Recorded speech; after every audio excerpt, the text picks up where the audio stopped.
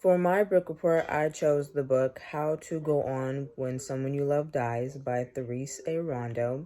And in this book, he describes several different grieving stages, why we grieve, and he explains why the grieving process may be easier for some and may be harder for others. And throughout the book, he explains different ways to cope with grieving and different ways that could potentially help a person who is grieving healthily move on or move through the grieving process.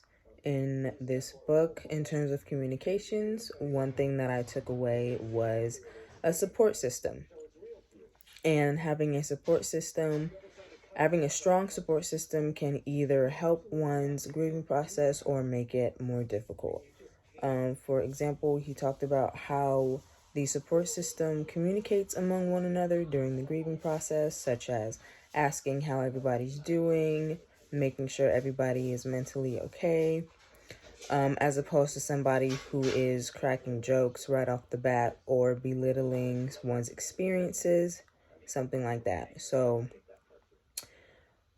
how a support system communicates with one another is a key factor in how a person grieves. Another factor that I took away from this book is keeping your loved ones alive appropriately.